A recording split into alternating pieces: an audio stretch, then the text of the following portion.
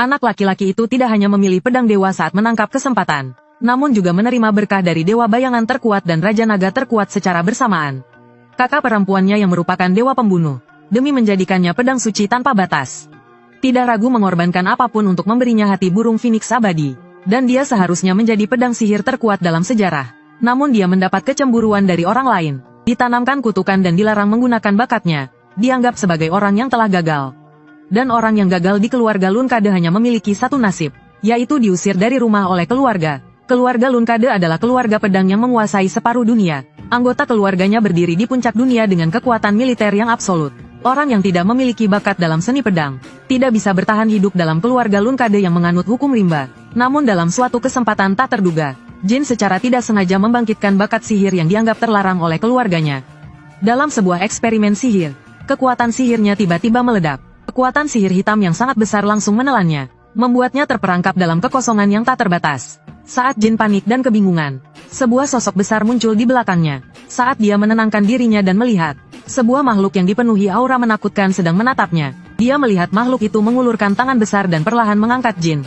Aku adalah Dewa Bayangan Solderre, penguasa semua bayangan di dunia ini. Aku ingin membuat perjanjian denganmu. Kau akan bisa menggunakan kekuatan bayangan dan kebal terhadap semua kutukan. Begitu Solderre selesai berbicara, dia menemukan bahwa di dalam tubuh Jin terdapat sebuah kutukan, yang disebut sebagai jalan kesalahan pedang. Itulah yang melarang bakat seni pedangnya. Namun, mungkin karena inilah aku tertarik padamu. Lihatlah. Solderre menyentuh jari dengan cepat. Kutukan yang ada pada Jin hancur seketika. Mulai sekarang, semua kutukan akan tak berdaya terhadapmu, dan kau akan menjadi seorang pedang sihir yang tiada tandingannya. Aku sangat menantikanmu. Setelah itu, Solderre berubah menjadi kabut hitam dan perlahan menghilang. Jin kembali ke dalam kamarnya, untuk memverifikasi bahwa apa yang baru saja terjadi bukanlah ilusi. Dia segera mengambil pedangnya dan berlari keluar dari kamar. Dia menarik pedang dan memotong ke depan. Ketika pedang itu menyentuh udara, cahaya pedang bersinar dan menghasilkan suara gemericik. Pedang di tangannya seakan menyatu dengan tubuhnya. Setiap gerakan pedang membawa dirinya ke dalam dimensi baru. Kemudian dia menutupi pedangnya dengan sihir. Pedang itu langsung meledak dengan kekuatan yang menakutkan. Kilatan petir mengalir, ruang berguncang. Keluarga Lunkade yang dulu dianggap sebagai sampah nomor 1, tidak akan ada lagi. Sekarang adalah saatnya untuk membalas dendamnya. Namun pada saat itu juga, gunung-gunung di sekitarnya tidak bisa menahan gelombang energi pedang. Dengan suara ledakan keras, tanah pun runtuh, menimbus Jin di bawah batu-batu besar. Baru saja membangkitkan bakatnya, belum sempat menggunakannya. Dia malah mati akibat serangan dirinya sendiri. Tidak ada yang lebih konyol dari ini. Dengan hati yang penuh ketidakpuasan, Jin tanpa daya menutup matanya. Namun saat dia membuka matanya lagi, semua yang ada di depannya sangatlah familiar. Ternyata dia terlahir kembali pada saat upacara pemilihan keluarga. Melihat pedang kepala keluarga yang menentukan takdir, Jin perlahan merangkak maju. Di kehidupan sebelumnya, dia menyentuh pedang itu hanya karena kebetulan. Namun kali ini adalah pilihannya sendiri. Di bawah tatapan terkejut orang-orang di sekitarnya, Jin dengan tegas memilih pedang kepala keluarga. Mendengar itu, ayahnya memerintahkan untuk mengirimnya ke kota Topan untuk belajar. Sejak itu, Jin telah belajar di sana selama 6 tahun. Sesuai dengan aturan keluarga, anak-anak yang belum genap 10 tahun tidak diizinkan meninggalkan kota Topan. Suatu hari, seekor burung merpati mati tiba-tiba dilemparkan ke dalam kamarnya. Dan hanya 2 orang ini yang bisa melakukan hal seperti itu. Jin melihat kedua kakaknya muncul di kamarnya. Di kehidupan sebelumnya, kedua orang ini senang menganiaya Jin. Kemudian mereka menjadi pembunuh berantai yang terkenal kejam. Sekarang, untuk menyiksa Jin, mereka membunuh burung kecil yang tak bersalah. Mereka melihat Jin yang diam dan berpikir dia ketakutan. Maka mereka semakin bangga dan mulai tertawa mengejek. Kemudian, Haitona melayangkan pukulannya ke Jin. Namun, pukulan itu tiba-tiba dihentikan oleh Jin. Haitona tampak sangat tidak percaya. Jin menatap Haitona dengan tatapan penuh pembunuhan. Tangan Jin memancarkan kekuatan aneh yang menahan pukulan itu. Dengan satu pukulan balik, Jin menghantam Haitona hingga terjatuh. Kemudian, dalam sekejap, dia muncul di belakangnya. Lalu, dia mengumpulkan kekuatan bayangan di tangannya. Dengan satu pukulan balik, Jin melontarkan Haitona terbang keluar. Di kehidupan ini, aku tidak akan lagi memberi toleransi kepada kalian. Saat Jin akan menghilangkan kekuatan bayangannya, kesatria pelindung kota Topan, Karn, datang karena mendengar keributan. Melihat kekuatan hitam di tangan Jin dan kedua kakaknya yang pingsan, dia bertanya apa yang terjadi. Jin memalingkan wajahnya dan berkata dengan aura pembunuhan yang kuat. Keduanya saling menyalahkan satu sama lain karena jatuh. Karn meskipun tidak percaya, tapi tidak berani membantah. Ketika dia bersiap untuk membawa kedua saudara itu ke ruang medis, Jin malah meminta agar Karn membawanya keluar bersama kedua saudaranya. Setelah membuang mereka begitu saja di tengah hujan deras, dia menolak untuk mendengarkan nasihat Karn dan berbalik pergi. Karn teringat kekuatan yang ada di tangan Jin, lebih mirip dengan sihir. Di keluarga Lun Kade yang terkenal dengan seni pedang, sihir dianggap sebagai larangan oleh keluarga. Karena adanya hambatan dari sihir, seni pedang akan sulit mencapai puncaknya. Dan Jin adalah calon kepala keluarga berikutnya. Dia harus melaporkan hal ini kepada kepala keluarga yang sedang menjabat. Karn tidak peduli dengan hujan lebat. Dia segera menunggang kuda dan bergegas menuju garis depan. Sementara Jin memandang Karn yang pergi melalui jendela, namun tidak menghentikannya. Di kehidupan ini, berkat perjanjian dengan Soldere, dia tidak lagi terkutuk untuk kehilangan bakatnya. Aku pasti akan membalikkan kehinaan masa lalu. Ketika ayah yang berada di garis depan mendengar bahwa Jin menunjukkan kekuatan yang diduga sihir, dia segera mengumpulkan pasukan ksatria pelopor keluarga, dengan jumlah yang besar, langsung menuju kota Topan. Dia ingin memastikan dengan sendiri, apakah Jin benar-benar menggunakan sihir, dan juga, apakah dia bisa menjadi kekuatan masa depan keluarga, memimpin keluarga menuju kemakmuran yang lebih besar. Kemudian dia memanggil kedua saudara Haitona untuk mendekat, namun kata pertama yang keluar membuat mereka bingung. Kalian pikir kalian salah di mana? Kedua saudara itu saling memandang dan membantah. Kami tidak salah. Jin menggunakan kekuatan yang tidak dikenal untuk menyerang kami. Dan sepertinya itu adalah kekuatan sihir terlarang keluarga. Keduanya menunjukkan ekspresi penuh kecemasan. Namun ayah mereka mendengar jawaban itu dengan wajah suram. Jelas tidak puas dengan jawaban itu. Dengan penuh perhatian, dia mengajarkan kepada semua anak-anak yang hadir. Ingatlah, jika kalian punya sikap seperti ini, kalian tidak akan bisa bertahan hidup di keluarga Lun Kade. Bawa Jin kemari. Ayah adalah orang terkuat saat ini. Namun setelah mencapai batas semi-dewa, dia kehilangan semua perasaan manusia. Menjadi sosok yang hanya peduli dengan kemakmuran keluarga. Jin yang tidak memiliki bakat dalam seni pedang di kehidupan sebelumnya. Bagi ayahnya, dia seperti orang transparan. Namun sekarang berbeda. Kehidupan ini, Jin tidak akan membiarkan siapapun mengabaikannya. Di bawah tatapan para ksatria pelopor yang kuat, Jin dengan serius berlutut dengan satu lutut. Hormat kepada kepala keluarga. Mendengar itu, ayahnya sedikit terkejut. Kenapa kamu memanggilku kepala keluarga dan bukan ayah? Jin memberikan jawabannya. Hari ini ada lebih dari 100 anggota keluarga yang hadir. Karena itu, saya menganggap Anda datang sebagai kepala keluarga. Jadi saya menyebut Anda kepala keluarga. Ayah merasa puas dengan jawaban Jin. Namun hari ini saya datang karena alasan pribadi. Panggil saya ayah saja. Saya akan mengulang pertanyaan yang saya ajukan kepada saudara-saudaramu. Apa yang mereka salah lakukan dalam perselisihan denganmu? Mendengar itu, Jin menggenggam tinjunya dengan erat. Dengan tatapan yang tegas, dia berkata, mereka salah karena tidak membalas dendam padaku. Sebagai anggota keluarga Lun Kade, tanpa peduli dengan hubungan. Di sisi lain, kakak ketujuh, Mary, tersenyum licik setelah mendengar itu. Jelas, jawaban Jin sangat mengena di hatinya. Namun ayahnya terdiam mendengar kata-kata Jin. Setelah beberapa saat, dia meminta semua orang untuk mundur. Begitu kata-kata itu keluar, para ksatria terkejut. Apakah tuan muda kecil sudah melewati ujian dari kepala keluarga? Bahkan kakak ketujuh, Mary, mulai memandang Jin dengan kagum. Ternyata adik kecilku ini cukup hebat. Kemudian hanya tinggal 2 orang di ruang besar. Ayah mulai menanyakan kekuatan apa yang digunakan oleh Jin. Jin meskipun tidak tahu pasti kekuatan Soldere itu apa, itu bukan energi positif maupun sihir. Namun setelah bertahun-tahun penelitian, dia yakin bahwa itu bukanlah sihir. Dia mengulurkan tangan dan mengumpulkan energi. Seberkas energi bayangan muncul di telapak tangannya. Silakan beri nama pada kekuatan ini. Ayah terkejut melihatnya. Matanya menyempit. Ini adalah kekuatan yang pernah dimiliki oleh kepala keluarga pertama. Energi bayangan. Saat itu, ayah sangat terkejut dan hampir tidak percaya. Jin tidak hanya memilih pedang Raja Dewa, namun juga memiliki energi bayangan. Apakah dia benar-benar akan menjadi kepala keluarga berikutnya? Dewa bayangan Soldere pernah membuat perjanjian dengan kepala keluarga pertama. Namun sejak kepala keluarga pertama meninggal, tidak ada lagi yang menggunakan kekuatan ini dalam keluarga Lun Kade. Tak disangka, Tuan Soldere ternyata kembali ke keluarga melalui dirimu. Mendengar itu, Jin bertanya dengan penasaran, apakah Tuan Soldere lebih kuat dari Anda? Ayah berpikir sejenak dan berkata dengan suara berat, berperang melawan dewa, saya belum pernah bertarung melawan dewa, jadi saya tidak tahu jawabannya. Namun, kata-kata ayah mengungkapkan rasa percaya diri yang besar. Apakah kamu ingin melawan dewa dengan tubuh manusia? Tak heran, ini adalah sikap seorang yang terkuat di dunia. Saat itu, ayah tiba-tiba mengulurkan tangan dan mengelus kepala Jin. Tampilanmu sungguh mengejutkan saya sangat senang bisa bertemu denganmu hari ini. Bagaimana kamu akan menggunakan kekuatan energi bayangan ini? Jin meletakkan tangan di dada dan bersumpah dengan serius. Saya ingin menggunakannya untuk keluarga. Ayah terkejut mendengar jawaban itu. Kemudian dia tertawa terbahak-bahak. Dia langsung menyadari kebohongan Jin. Dengan tindakanmu yang begitu kejam terhadap kedua saudaramu, bagaimana bisa kamu bilang itu untuk keluarga? Beritahu saya apa pendapatmu yang sebenarnya. Melihat tidak bisa membohongi ayah, Jin berpikir sejenak dan perlahan berbicara. Saya ingin menggunakannya untuk kepentingan saya. Mendengar itu, ayah terdiam. Setelah beberapa saat, kata-kata yang keluar membuat Jin terkejut. Jawaban ini sangat saya hargai. Mari kita lihat saja nanti. Kemudian dia langsung meninggalkan ruangan. Begitu pintu kamar tertutup, Jin akhirnya bisa melepaskan ketegangannya yang sangat tinggi. Kekuatan ayah yang luar biasa tidak membuatnya semudah yang tampak. Namun saat ini, dia sangat senang telah berhasil melewati ujian.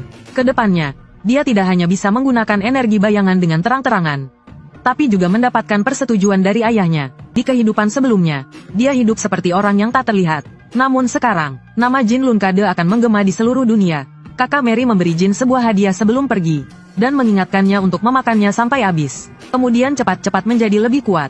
Jin merasa sangat terkejut saat membukanya. Ternyata itu adalah hati burung Phoenix abadi. Merasa kekuatan besar yang mengalir dari dalamnya. Dia tidak bisa menahan keringat dingin. Kakak Mary benar-benar gila. Dia bahkan memberikan ini kepada seorang anak berusia 7 tahun. Ini adalah ramuan rahasia yang bisa membuat penyihir tingkat 6 gila. Ini tidak hanya meningkatkan ketahanan terhadap api dan mempercepat pertumbuhan, namun juga merupakan syarat penting untuk memanggil burung Phoenix abadi. Mary adalah ksatria pelopor bintang 6 dari keluarga, dikenal dengan julukan Mary si angin topan. Selain itu, dia memiliki julukan lain yang tidak banyak orang tahu. Wanita gila dari benua selatan. Seseorang yang begitu terobsesi dengan pertempuran ternyata memberinya benda yang sangat berharga.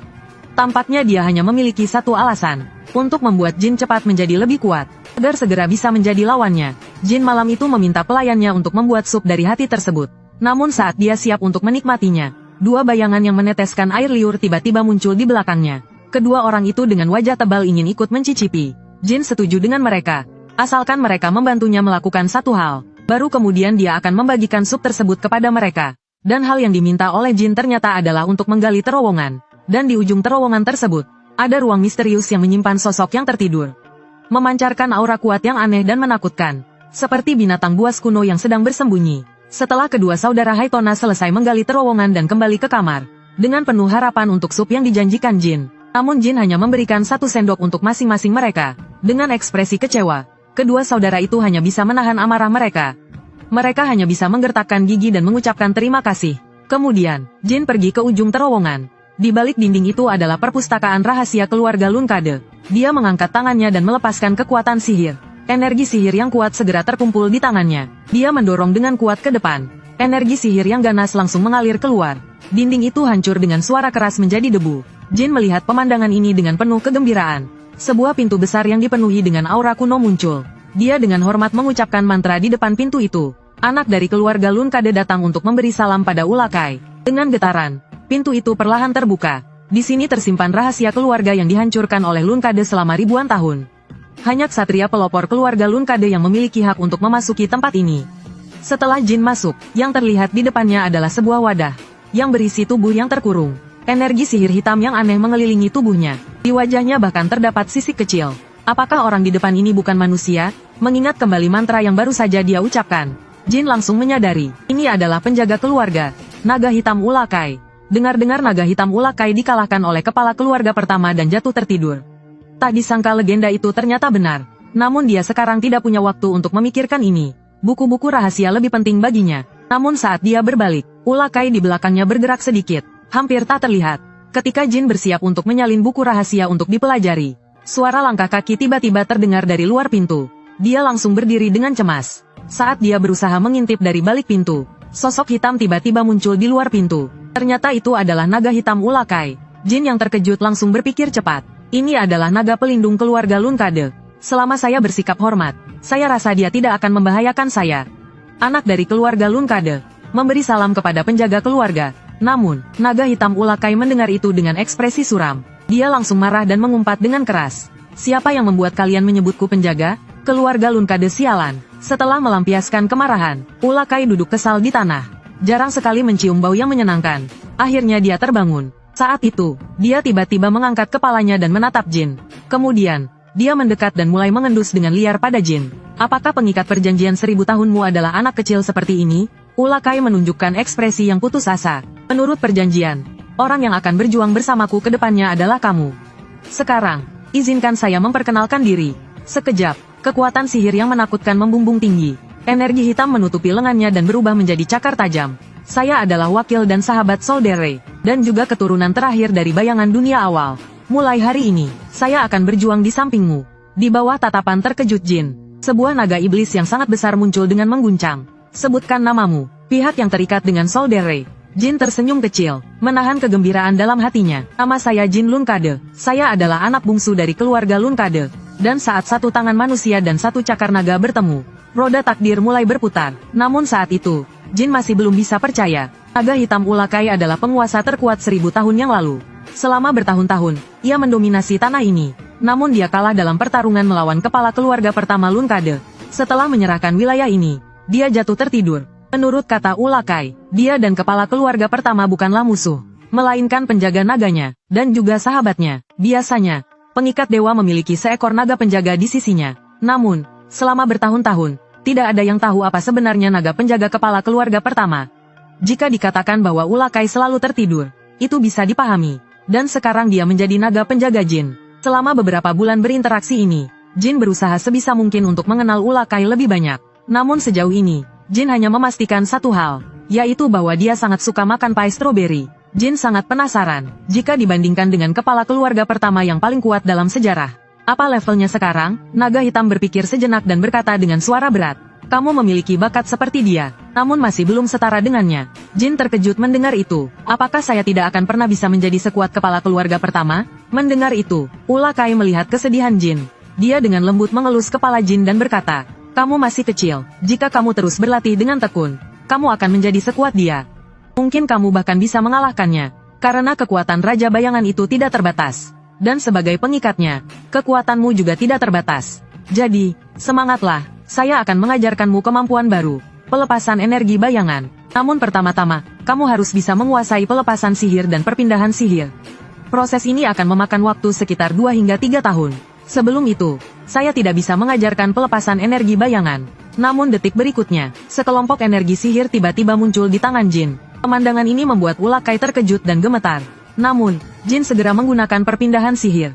Ulakai kini tampak tidak percaya. Ini hanya bisa dilakukan oleh mereka yang merupakan jenius sejati. Dia langsung menunjukkan kepada Jin cara pelepasan energi bayangan. Tiba-tiba, energi bayangan memenuhi seluruh ruang. Semua bayangan berada di bawah kendalinya. Ini membuat Jin sangat terkejut.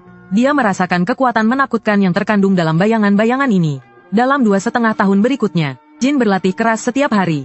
Tak lama kemudian, ulang tahunnya yang ke-9 tiba. Sementara itu, di hutan binatang buas, tumpukan tubuh binatang buas yang tergeletak dan pedang besar 18 meter yang dipenuhi darah.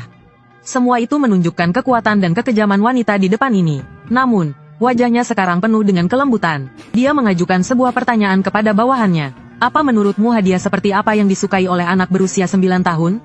Dia adalah ksatria bintang 9 dari keluarga Lunkade, dan juga yang terkuat di generasi muda. Namun, dia mundur dari perebutan tahta keluarga Lunkade yang kotor. Seperti julukannya singa betina, seperti singa betina yang unik dan mandiri. Oleh karena itu, kakak Luna tidak pernah memperhatikan saudara-saudara lainnya. Bahkan di kehidupan sebelumnya, mereka seperti orang asing. Namun yang tidak terduga bagi Jin adalah, kakak Luna ternyata datang jauh-jauh untuk merayakan ulang tahunnya. Ini membuatnya mulai meragukan tujuannya. Apakah dia tahu bahwa saya diam-diam masuk ke perpustakaan? Namun saat Luna melihat Jin, hal pertama yang dia lakukan adalah mengelus kepala Jin dengan penuh kasih sayang, yang membuat Jin merasa cemas dan bingung. Melihat ekspresi Jin yang aneh, dia segera bertanya apakah Jin sakit. Namun, dalam sekejap Luna menyadari sesuatu. Di keluarga Lunkade, saudara-saudara saling bersaing dan berkonflik. Apakah Jin mengira saya datang untuk menghalanginya? Dia menundukkan kepalanya dan meminta maaf kepada Jin. Maafkan saya tidak memikirkannya dengan baik. Meskipun kamu masih kecil, saya lupa bahwa kamu juga anggota keluarga Lunkade. Saat itu, Luna meminta orang lain untuk mundur. Dia ingin berbicara dengan Jin secara pribadi. Ternyata, kedatangannya kali ini adalah untuk mengingatkan Jin bahwa penampilan luar biasa Jin di depan ayahnya telah menarik perhatian semua saudara-saudaranya. Dengan kata lain, ketika dia meninggalkan kota Topan, mereka akan mulai menekan Jin. Dia tidak ingin Jin terjebak dalam persaingan kotor keluarga dan kehilangan kebahagiaan yang seharusnya menjadi miliknya. Mendengar itu, Jin sangat tersentuh. Ternyata kakak Luna datang hanya untuk mengingatkannya. Namun mengapa di kehidupan sebelumnya dia hanya mengabaikan saya? Apakah dia merasa saya tidak menjadi ancaman bagi orang lain? Namun, Jin menyatakan bahwa dia tidak berniat untuk mundur dari persaingan keluarga. Karena dia sudah mengalami percobaan pembunuhan sekali. Jadi dia tidak bisa mundur lagi. Ketika Luna mendengar ini, aura pembunuhan meledak hampir menjadi nyata. Ada orang yang ingin membunuhmu di kota Topan? Dia langsung menarik Jin. Dengan cepat ingin tahu siapa orang itu. Namun Jin mengatakan bahwa dia tidak bisa memberitahunya. Karena dia sendiri juga tidak tahu. Namun hari ini dia juga mengetahui satu hal. Tidak semua saudara-saudaranya membencinya. Mendengar itu, kakak Luna memeluk Jin dengan lembut. Maafkan aku adikku, telah membuatmu terjebak dalam persaingan keluarga yang kotor ini. Kemudian, dia mengeluarkan sebuah liontin dari dalam bajunya sebagai hadiah ulang tahun untuk Jin. Dan memberitahunya bahwa jika dia berada dalam bahaya, dia harus memecahkan permata biru di liontin itu. Dimanapun dia berada, dia akan segera muncul di sisi Jin. Setelah mengucapkan selamat tinggal kepada Kak Luna, Jin kembali ke perpustakaan. Namun, saat Ulakai melihat liontin di leher Jin, dia langsung terkejut dan jatuh ke tanah. Ternyata liontin ini adalah milik Raja Binatang Buas, Orga. Sebuah artefak yang dulu membuat banyak orang rela mengorbankan nyawa untuk mendapatkannya. Tidak hanya dapat menahan serangan sihir di bawah tingkat 5 bintang, tapi juga dapat memperkuat kekuatan pemiliknya, dan memiliki kemampuan untuk memanggil. Ulakai bertanya dengan penasaran, apakah orang dengan aura yang sangat kuat tadi yang memberikannya padamu? Jin menjawab, dia pasti merasakan aura saya. Mendengar itu, Jin langsung terkejut. Dia khawatir kakak Luna akan memberitahukan keluarga yang lain. Ulakai berkata tanpa kata, dia bahkan memberikanmu hadiah yang sangat berharga ini. Bagaimana dia bisa mengkhianatimu dan memaksamu ke jalan buntu? Saudaramu sangat dapat dipercaya. Apapun pilihan yang diambil Jin di masa depan, dia akan mendukungmu tanpa syarat. Dalam latihan yang dilakukan setiap hari, Jin akhirnya menyadari saat untuk meninggalkan kota Topan. Dan selama berada di kota Topan, dia tidak hanya mendapatkan pengakuan dari ayahnya, hati burung Phoenix yang diberikan oleh kakak Mary, juga kasih sayang dari kakak Luna, dan juga perjanjian dengan Raja Naga Bayangan Ulakai. Ini adalah hal yang tidak pernah dia bayangkan di kehidupan sebelumnya. Sekarang dia harus mempersiapkan diri untuk meninggalkan kota Topan dan pergi ke keluarga utama. Jin memberitahu pelayan untuk menyiapkan buku-buku yang dia salin. Lalu dia pergi ke perpustakaan untuk mencari Ulakai dan mengingatkannya untuk meninggalkan tempat bersama. Saat Jin bingung bagaimana dia bisa mengikuti, Ulakai dengan percaya diri mengatakan, saya adalah naga hitam yang legendaris. Meskipun saya masih agak lemah, tapi hal kecil seperti ini tidak akan menyulitkan saya. Namun Jin terkejut mendengarnya. Kenapa baru sekarang kamu memberitahu saya bahwa kamu lemah? Ulakai melambaikan tangannya. Kamu benar-benar tidak mengira saya tertidur selama 1000 tahun tanpa masalah, kan? Tapi tenang saja, sebagai naga penjagamu, selama kamu menjadi lebih kuat, kekuatanku juga akan pulih. Jadi, kamu harus segera menjadi pedang sihir yang kuat seperti kepala keluarga pertama. Keluarga Lunkade pada awalnya adalah keluarga pedang sihir, dan kepala keluarga pertama adalah pedang sihir terkuat sepanjang sejarah. Namun sekarang hampir tidak ada yang tahu tentang hal itu. Sekarang, keluarga Lunkade malah menganggap sihir sebagai tabu. Sebenarnya, itu hanya karena perjanjian memalukan 1000 tahun yang lalu. Kemudian, Ulakai mengatakan bahwa dia juga akan meninggalkan ilusi di perpustakaan. Untuk tidak membongkar fakta bahwa dia pergi. Mendengar itu, Jin merasa lega. Dia mengeluarkan pai stroberi dan anggur yang sudah dipersiapkan untuk diberikan kepada Ulakai. Mengingatkan agar dia tidak mabuk dan meninggalkan ilusi yang aneh. Ulakai sangat bersemangat hingga air liurnya menetes.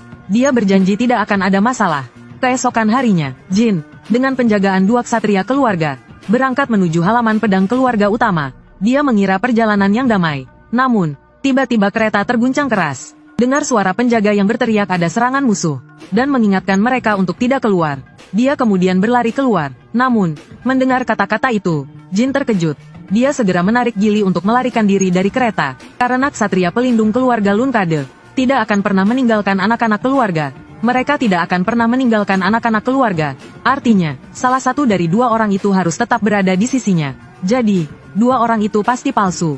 Atau mereka adalah pengkhianat. Mungkin ada perangkat tersembunyi di dalam kereta. Kita harus segera meninggalkan tempat ini. Mendengar penjelasan Jin, Gili langsung tersadar. Dia menatap dengan tajam. Kedua tangannya bergerak cepat dan tiba-tiba memunculkan sepasang cakar baja. Mulai sekarang, dia akan mempertaruhkan nyawanya untuk melindungi Jin. Gili mengangkat Jin dan melompat dengan cepat. Dengan kecepatan luar biasa menuju kedalaman hutan. Namun Jin meminta Gili untuk membawanya menemui kedua ksatria itu. Jika kedua ksatria itu adalah musuh, maka yang bertempur bersama mereka pasti adalah sekutu kita. Maka mereka pasti adalah sekutu kita. Dan ketika mereka sampai, mereka benar-benar melihat para penjaga sejati. Mereka adalah keluarga penyihir Yuta dari keluarga Miter dan pasukan tentara bayaran Black Jade. Setelah melihat Jin masih hidup, pemimpin tentara bayaran langsung bergerak cepat untuk melindungi Jin. Ini sepenuhnya memutuskan niat pembunuhan 2 ksatria palsu itu. Sekejap saja mereka dikepung oleh para penjaga.